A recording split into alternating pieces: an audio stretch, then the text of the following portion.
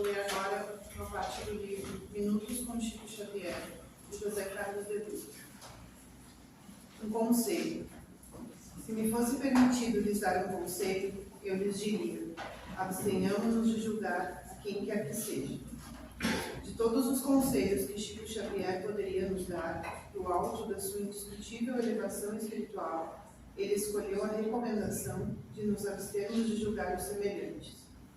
Se Chico optou por esta recomendação, podemos deduzir que temos frequentemente esquecido do ensinamento de Jesus e não olharmos para o cisco que está no olho do nosso irmão.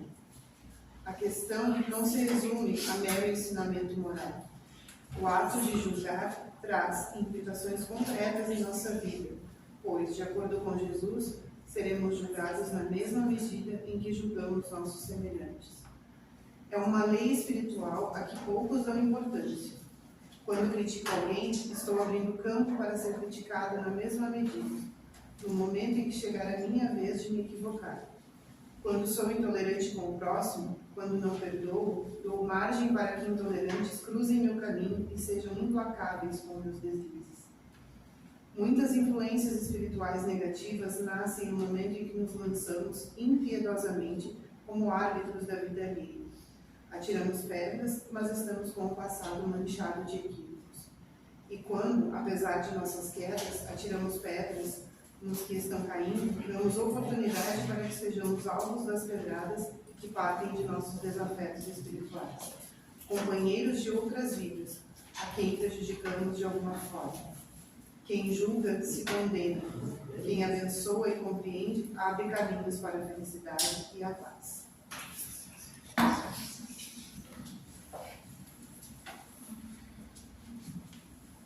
Muito boa noite a todos, tá?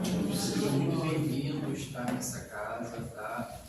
E agradecemos por esse abraço, né, fraterno que a gente já recebe, com certeza, tá? E após essa leitura, tá? Dessa página, dessas duas folhas, né? Que já nos cabe, né? Muitas reflexões, né?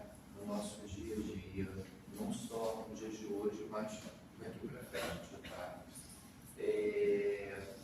Que também possamos, Senhor, nessa noite de sexta-feira, essa noite maravilhosa, tá? Pedirmos, orarmos por nossas dificuldades, que a gente vem, né, no dia a dia, esse dia de muito trabalho, incessante, mas que aqui possamos, Senhor, nos recuperarmos.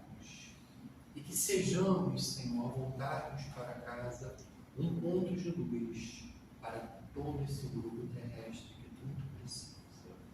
E por isso, Senhor, oramos o nosso Pai Nosso. Senhor. Pai Nosso, que estás nos céus, santificado seja o vosso nome. Venha a nós o vosso reino. Seja feita a vossa vontade, assim na terra como nos céus. O pão nosso de cada dia nos dai hoje. Perdoai as nossas ofensas, assim como nós perdoamos a quem nos tem ofendido.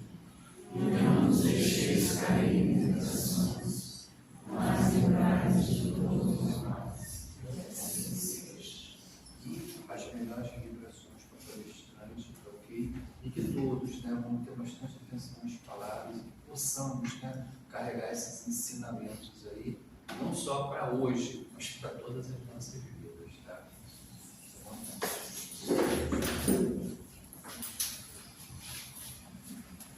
Uma boa noite a todos. Boa noite. É um prazer enorme de novo estar aqui na casa de amigos. Trago um abraço amigo do Centro Espírita Antônio de Pádua, Coqueiros. E ainda há pouco eu estava vendo as minhas amigas sentadas ali conversando, rindo, e isso sempre dá uma saudade, a gente estar com aqueles que a gente gosta, né? Então vamos lá. Para a noite de hoje, eu trouxe um tema que me foi proposto na semana passada por um grupo que faz um estudo de evangelho, faz o evangelho no lar, o título, o nome, na realidade, da reunião é Evangelho nos Lares.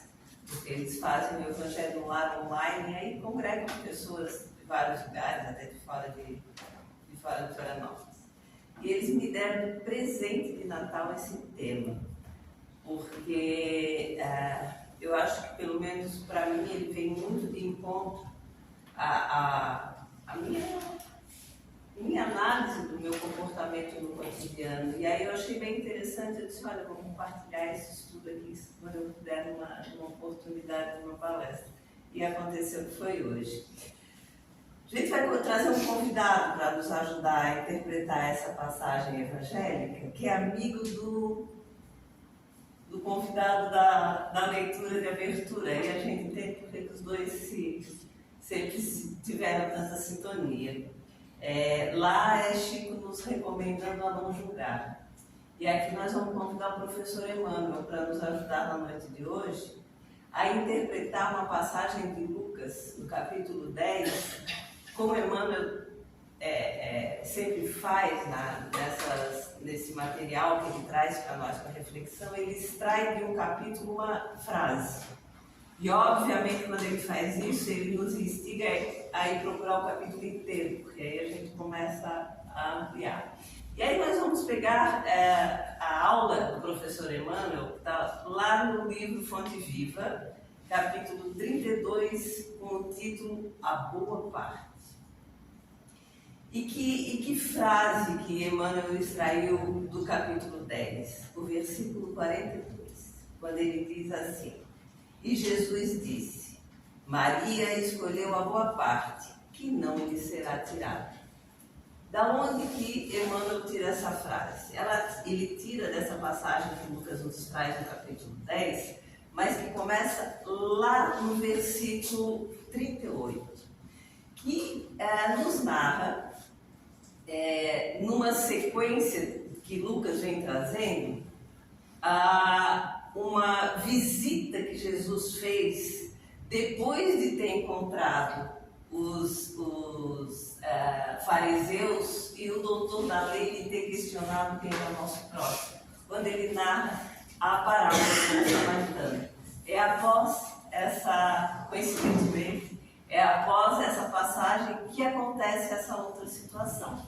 Então nos conta Lucas que depois dessa conversa de Jesus com o doutor da lei, que ele narra a parábola do bom samaritano, ele continua a sua jornada. E aí lá no versículo 38 a gente tem assim: Caminhando Jesus e seus discípulos chegaram ao povoado, onde certa mulher chamada Marta o recebeu em sua casa.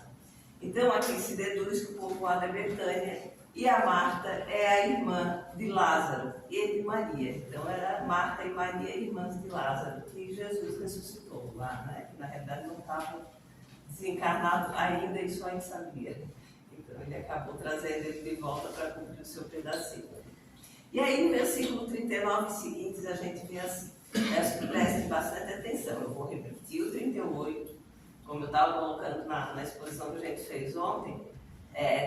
Toda passagem, todo ensinamento, toda parábola que Jesus nos deixou, a gente tem que prestar atenção em cada letra.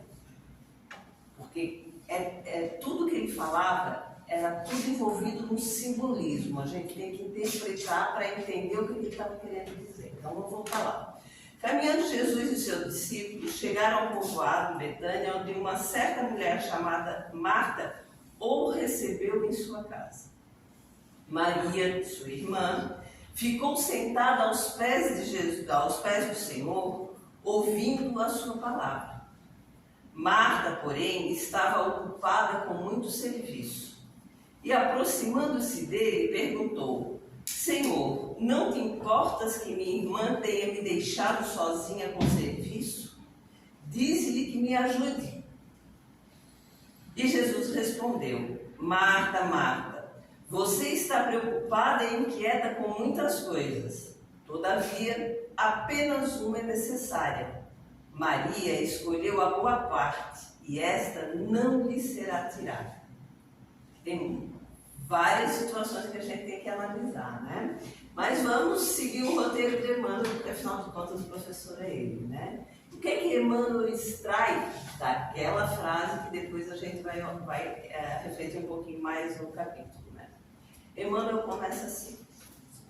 Eu queria chamar a atenção de vocês antes de começar a leitura, porque por isso que eu chamo ele de professor. E ele não deixou de ser em encarnações que se seguiram. Emmanuel constrói as suas mensagens, se vocês observarem, todos os livros de mensagens são assim. Ele traz a situação, ele traz exemplos, ele traz a análise e ele faz uma conclusão. Então, tem uma lógica de construção nas mensagens que ele traz, que é importantíssimo a gente estar dentro para a gente aprender e entender o que ele quis colocar. Então, ele começa assim. Não te esqueças da boa parte que reside em todas as criaturas e em todas as coisas. Esse é o contexto. Aí ele vai nos trazer exemplo. O fogo destrói, mas transporta consigo o elemento purificador. A pedra é contundente, mas consolida a segurança. A ventania açoita impiedosa, todavia ajuda a renovação. A enxurrada é imundície, entretanto, costuma carrear o adubo indispensável à sementeira vitoriosa. Assim também há criaturas que, em se revelando negativas em determinados setores da luta humana, são extremamente valiosas e nobres. A apreciação unilateral é sempre ruinosa, ao julgar que o Chico estava colocando aqui, né? A imperfeição incompleta, olha que interessante essa frase, a imperfeição incompleta, tanto quanto a perfeição integral, não existem no plano em que evoluímos. O que ele traz aqui? Ele traz aqui coisas muitíssimo interessantes, porque ele começa pela criação, pelos fenômenos da criação como um todo. E como é algo que pertence à criação, tudo tem utilidade. Então, quando ele fala do fogo, da pedra, da ventania, da enxurrada, apesar de nós, na nossa visão imediatista, acharmos que tudo isso é uma coisa extremamente ruim e só nos prejudica, se nós tivermos a paciência de aguardar a explicação do tempo, nós vamos ver que depois de um determinado período, essas situações trazem as renovações. Mesmo que pareça uma coisa assim bem complicada. Vamos lá. A enxurrada, por exemplo, né? Nós estamos vindo de alguns milhões de enxurradas aí desde setembro, né? É algo extremamente complicado. A gente teve vários danos no nosso estado em função disso. Mas se a gente parar para pensar bem pensadinho, bem ajeitadinho, bem bonitinho, a gente vai ver que boa parte dos estragos feitos dizem respeito à intervenção errada que nós fizemos em relação ao ambiente. Diz respeito a coisas que nós deveríamos fazer enquanto municípios e não fizemos. Diz respeito a coisas que nós fizemos em lugares errados. E que nós deduzimos que porque nós queríamos, a natureza ia se adaptar àquilo que a gente queria. A enxurrada não nos trouxe danos, prejuízos? Trouxe. Mas queira Deus que tenha trazido bastante reflexão. Queira Deus que tenha trazido a consciência mínima para cada um de nós, enquanto sociedade, para os municípios, para os governantes, de que alguma coisa está errada nesse contexto. Porque o rio é o rio. Ele não é o rio que tu quer, ele é o rio que ele é. Algumas coisas precisam ser feitas, precisam ser analisadas. Só estou pegando um exemplo que está bem perto da gente, fica mais fácil da gente analisar. Então a gente bota a culpa na natureza. Mas a natureza é a natureza. A vida é a vida. As circunstâncias assim são. Nada disso é o que a gente quer. É o que tem que ser, é o que é. E a gente tem que prestar atenção em relação a isso. Mas vamos adiante. Uma outra coisa que a gente vê aqui, quando ele trata da questão das criaturas, quando ele coloca que as criaturas, nós, no nosso estágio evolutivo, e eu me boto dentro, todos nós temos características meio complicadinhas em alguns aspectos, mas temos aspectos positivos em outros comportamentos. E tanto essa questão da criação, quanto nós, enquanto criaturas, o que acontece? A gente tem é uma mania, é pior do que uma mania, a gente tem um mau hábito de analisar tudo de forma binária. O que é analisar as coisas de forma binária? Certo e errado, sim e não, inferno e céu, perfeito e desajustado. A gente analisa tudo assim. A gente está passando na frente da televisão, ocorre está lá passando uma cena, nós somos pós-graduados em fazer análise naquele momento. Olhou e disse, isso é por causa disso. Nós não fazemos uma avaliação do contexto todo. Porque quando a gente faz, a gente descobre uma coisa. Nem nós, nem a criação somos binários. Nós somos plurais. Existem muitas coisas que influenciam situações, decisões, momentos, contextos da criação. Mas a gente parte de maneira ainda infantil para uma análise do certo e do errado, do sim e do não. E aí ele chama a atenção da gente em relação a isso, que a mensagem de abertura, não sei se foi combinado, eu acho que não, porque eu não sei se quem abriu a página tinha o tema, né? Mas parece que os dois se combinaram. A gente julga. O que é o julgamento? O julgamento é a gente avaliar uma situação de momento e emitir um parecer como se nós conhecêssemos a história inteira. Isso é julgar. Mas a gente não gosta muito quando fazem isso com a gente, né? Mas a gente vai fazer com os outros. Quer ver? Quanto mais longe, melhor. Quanto mais longe da gente, mais a gente julga. Quer ver na televisão. Quer ver do outro lado do mundo. Quer ver a casa do vizinho. Aí é que a gente julga e julga frouxo. Porque a gente acha que isso não vai chegar ao destino. A mensagem inicial, o Chico nos colocou que nós estamos sendo observados por tudo aquilo que nós pensamos, por tudo aquilo que nós falamos e da forma como nós agimos. Então, a Emmanuel nos chama muita atenção para entender que apreciar, ou seja, avaliar, ou seja, analisar, ou seja, dar pitaco, dar opinião, julgar de forma unilateral é sempre ruim. Sempre. Porque a gente sempre está olhando um ponto de um contexto, tem muitos. Por pior que seja a situação, por pior que seja a situação, por pior que seja o indivíduo, a gente analisar e emitir um julgamento é sempre arriscado.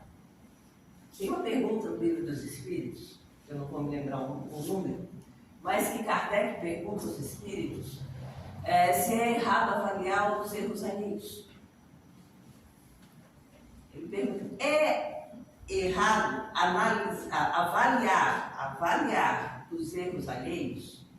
E a resposta é extremamente pedagógica, sim e não. Quando que é errado? Quando eu uso para julgar quem cometeu. Quando que é certo? Quando eu avalio para ver se eu já não fiz isso. E se eu não fiz, se eu tenho ferramentas que me ajudem a prevenir que eu faça. Então, analisar a encrenca alheia, a situação alheia, o comportamento alheio é necessário, é óbvio que é necessário. Por que é necessário? Porque nós somos seres gregários, ou seja, nós temos necessidade de conviver uns com os outros e nós aprendemos uns com os outros. Então, quando a gente olha o comportamento de alguém, a atitude de alguém, a situação de alguém, e nós não concordamos com aquilo, é uma coisa, nós discordamos do resultado daquilo. O que a gente faz? A gente pega aquilo e volta para dentro. Deveria fazer. A gente pegar aquilo e botar para dentro e pensar assim. Tá? Se no dia de hoje eu fosse essa pessoa nessa situação, como é que eu reagiria? Que a gente sai, a gente tem, e quando eu falo isso para vocês, eu não estou aqui dando, não sou o Emmanuel, não sou o Chico, eu sou a Silvana que erra tanto quanto e do mesmo jeito que vocês. Quantas vezes a gente sai a pegar o que o outro fez e a fazer colocações como se nós fôssemos ilibados. Esse cara é corrupto. Ele é uma pessoa completamente sem vergonha. Imagina fazer um negócio desse. E a gente nunca para pensar assim, poxa, se eu tivesse naquele lugar, naquela condição, naquela situação, com o convívio dele, será que eu seria melhor? Será que eu faria diferente? Não é aqui a gente isentar as pessoas dos equívocos que fazem. É a gente não sair feito juiz, porque quem vai responder são eles. Então a gente pode ficar bem tranquilo. Ou aqui, ou em algum momento, a responsabilidade está plantada. Mas é a gente analisar. Porque quando a gente está em determinadas situações em que a gente é julgado pelo próximo, quem de nós já não passou por isso? Como a gente pensa assim, meu Deus, essa pessoa não está no meu lugar, como é que ela pode avaliar isso comigo? Ela não sabe o que eu sofri, o que eu passei, ela não sabe o que eu vivo, ela não sabe das minhas limitações, ela não sabe das minhas dificuldades, das minhas dores, ela não passou uma noite em claro chorando comigo. Julga esse meu comportamento em relação a isso ou aquilo, ela nunca esteve aqui para me ajudar. Ela nunca esteve aqui para sentir o peso da responsabilidade que eu tenho. Como é que ela julga o meu comportamento? E a gente, de repente, mudar de lado e fazer a mesma análise. Vamos adiante? Porque agora ele faz uma colocação, essa aqui é pesada, essa aqui ele pegou pesadas, porque ela vai direto nesse ponto do julgamento, mas vai direto lá e ele dá uma mexidinha na ferida, assim, ainda dá uma cara puxada. Ele coloca assim, ó, o criminoso acusado por toda a gente, prestem atenção, porque isso a gente está pensando que estava dando atenção nos dias de hoje. O criminoso acusado por toda a gente, amanhã pode ser o enfermeiro que te estende o copo d'água. O companheiro no qual descobres agora em faixas de trevas, pode ser depois o irmão sublimado que te convida ao bom exemplo. A tempestade a tempestade da hora em que vivemos é muitas vezes a fonte de bem-estar das horas que vamos viver. Isso aqui é importante a gente fazer uma análise. Se a gente olhar esses 3 parágrafos e achar que esse é assim e vai ficar assim, é na mesma existência, a gente é enganado. Porque do que Emmanuel está tratando aqui? Do processo evolutivo. Ele está tratando de nós, que hoje estamos sentados aqui, num ambiente favorável, escutando mensagens que nos fazem refletir. Hoje nós já temos a intenção de modificar o nosso comportamento nos pontos, mas nós não fomos sempre assim. Teve situações, em algumas existências, lá para trás, que a gente se reunia aqui, sabe para quê? Para combinar uma matança na cidade vizinha. Que a gente se reunia aqui para ver a melhor forma de destruir uma sociedade. Que a gente fazia isso Não só por uma necessidade que a gente criou, a gente fazia isso por prazer. Então, olha o que o processo evolutivo nos propicia. A possibilidade de mudar de lá para cá. Um exemplo bem simples, maravilhoso, que hoje eu ainda tive a oportunidade de... Depois eu vou mandar para a Rita, aí a Rita, o pessoal, tive a oportunidade de ler uma página que conta, que reflete, que analisa a figura de Longinos. Longinos, para quem não lembra na história, foi o soldado romano que penetrou o ventre de Cristo com a sua lança.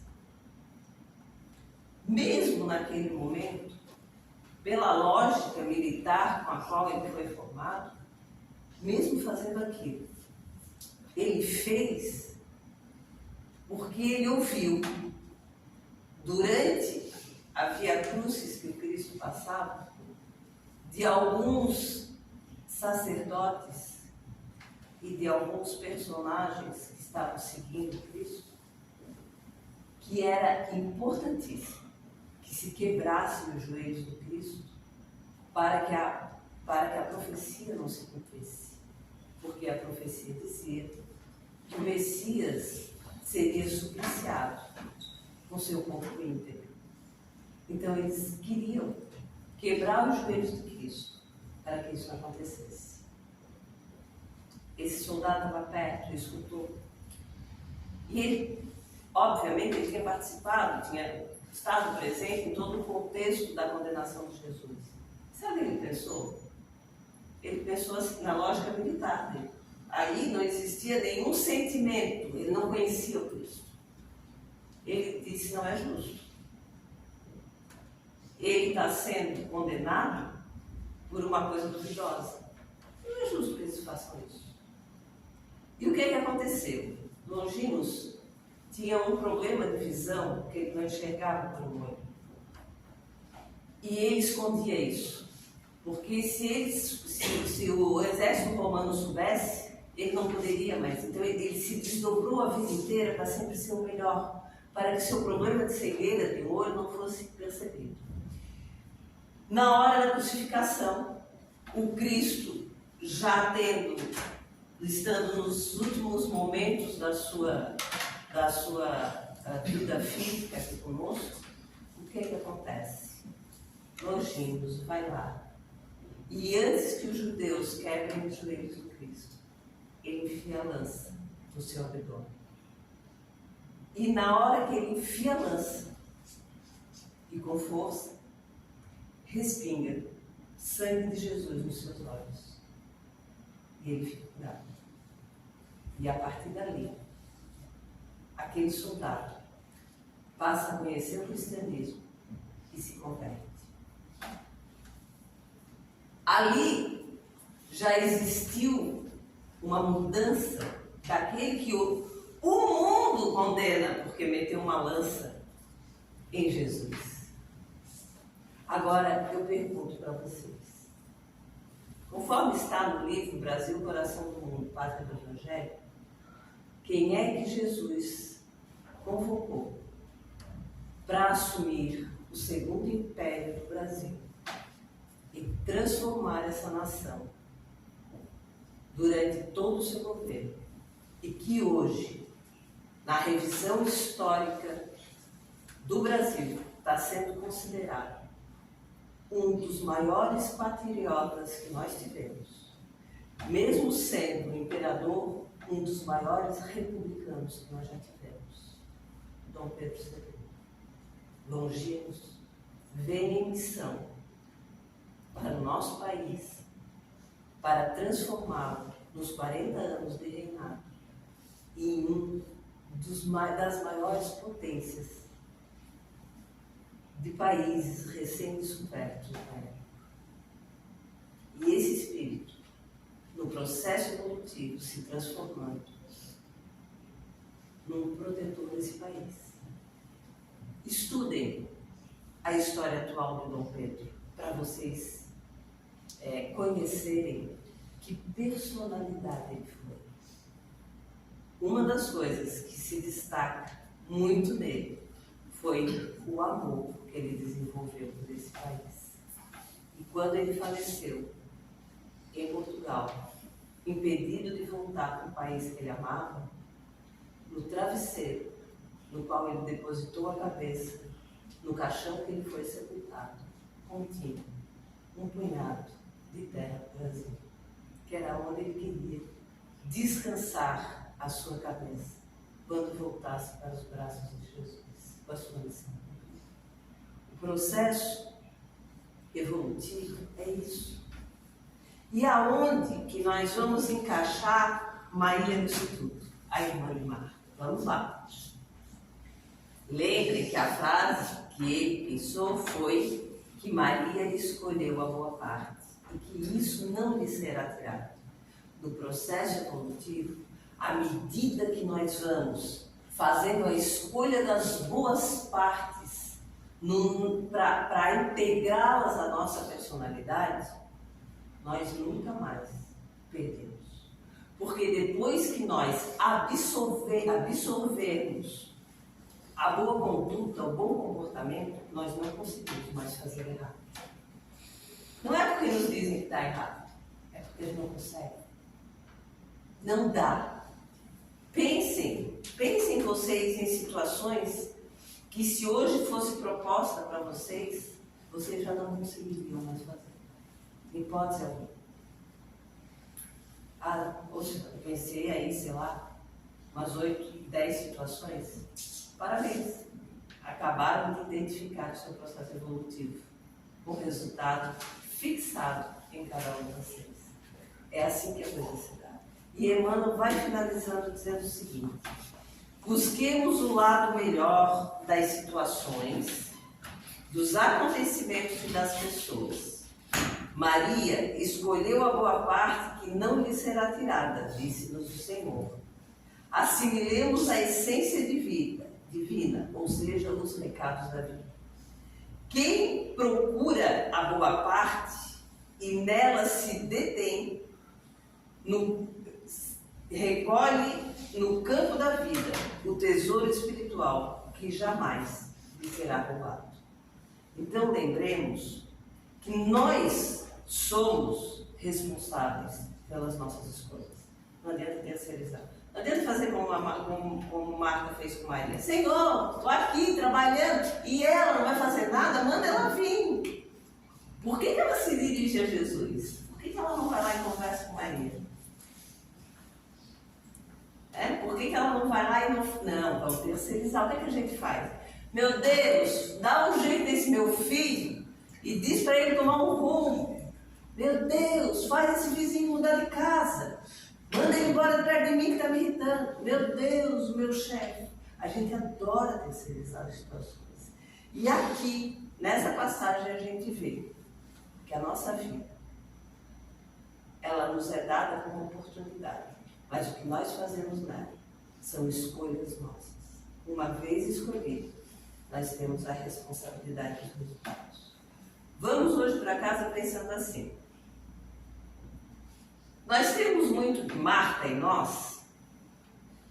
Vamos ver. Será que no automatismo do cotidiano nós estamos desatentos no nosso pensar, no nosso agir, no nosso interagir? E que nós ainda mantemos o nosso olhar julgador sobre o mundo? Ou nós já estamos nos esforçando e conseguindo nos tornarmos mais maníacos, atentos a receber e colocar em prática os ensinos de Jesus no nosso dia a dia, nas nossas relações, no nosso olhar em relação ao mundo, compreender o caráter plural e evolutivo das situações, dos acontecimentos e das pessoas. Sejamos mais Maria. E aí a gente vai voltar rapidinho lá no texto e vai ver assim, a Marta recebeu. Nós também recebemos, nós estamos aqui. Estamos recebendo as orientações, as informações de Jesus. Mas a Maria é que se sentou aos pés do Senhor e ouviu as suas palavras. A Marta estava preocupada em resolver as questões de ordem material, ponto. Terceirizou para Jesus uma intervenção junto a Maria e ele lhe dá o alerta, que agora serve para nós. Marta, Marta, Silvana, Silvana, você está preocupada e inquieta com muitas coisas, Silvana, mas todavia apenas uma é necessária. A Maria escolheu a boa parte e essa não será tirada. E você, Silvana? Que parte que está escolhendo? Eu me pergunto. Vamos finalizar aproveitando, além de refletir sobre esse capítulo. Então volta em casa lá e vai ler o capítulo devagarzinho, com calma para refletir. Livro Fonte Viva, capítulo 32, a boa parte. E como nós já finalizamos a nossa reflexão, e eu não tinha como saber quem vinha e trazer um presente para cada um, eu trouxe para nós todos um presente de fim de ano.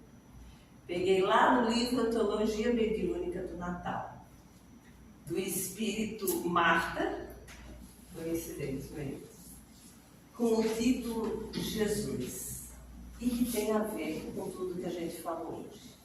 O que é que essa Marta nos trouxe nessa poesia? Ela trouxe assim: Jesus foi na Terra a mais perfeita encarnação do amor divino. E ainda hoje, nos dias amargurados que transcorrem, é para a humanidade a promessa de paz, o manto protetor que abriga os aflitos infelizes, o pão que sacia os esfomeados das verdades eternas, a fonte que desaltera, ou seja, que sacia todos os sofredores. Apegai-vos a Ele, cheio de confiança. Ele é a misericórdia personificada, o jardineiro bendito, que jorra no coração dos transviados do caminho do bem, as sementes do arrependimento, que hão de florir na regeneração e frutificar na perfeita felicidade espiritual. Ouvi a sua voz no silêncio da consciência, que vos fala do cumprimento austero de todos os deveres cristãos. E um dia, nós, descansaremos reunidos, ligados pelos liames inquebrantáveis da fraternidade além da morte, à sombra da árvore luminosa das boas ações que praticastes, longe das lágrimas do orbe escuro, dos prantos e das provações remissoras. Tenhamos fé para esse ano que vai começar, aproveitar esse fim de ano para refletir nas nossas vidas. Por mais difícil que esteja, por maiores que sejam os obstáculos que nós estamos passando, nós não estamos sozinhos. E isso não é uma promessa da Silvana, não é uma fala da Silvana. Quem nos prometeu isso foi Jesus, que jamais nos deixaria e que Ele ia atrás da última ovelha quando ela estivesse ainda desgarrada, porque o rebanho que o Pai confiou a Ele seria todo ele levado ao seu destino. Tenhamos fé, esperança, tenhamos a certeza de que se nós não podemos fazer muito pelos que estão lá longe, nós podemos fazer algo importantíssimo, que é a nossa oração. E lembrar que nós podemos ser Marta e Maria. Podemos ser Maria que escuta, reflete e aprende com as lições de Jesus. E podemos ser Marta, que pega tudo isso e bota em prática nas ações do dia a dia. Um beijo no coração de todos. Tenham um excelente final de ano com as suas famílias. E ano que vem a gente se encontra de novo. Um beijo.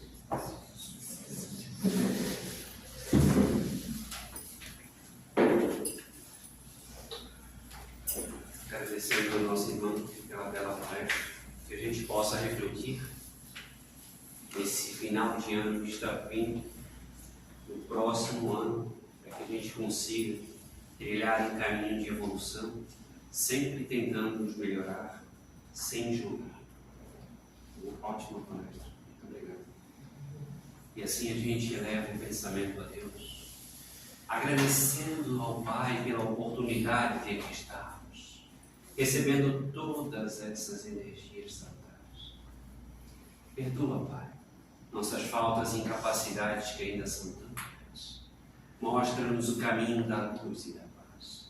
Permita compreender os teus ensinamentos e colocá-los em prática em prol de nossos irmãos.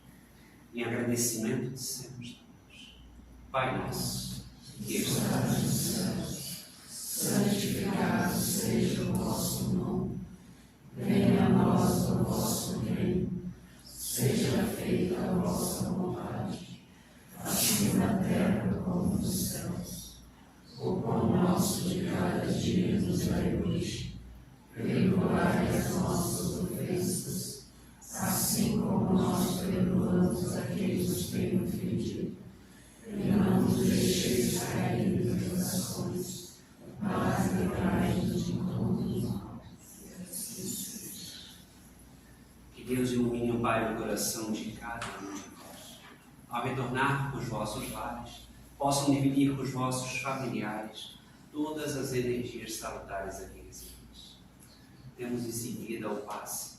Pedimos que fiquem sentados, que a gente chama um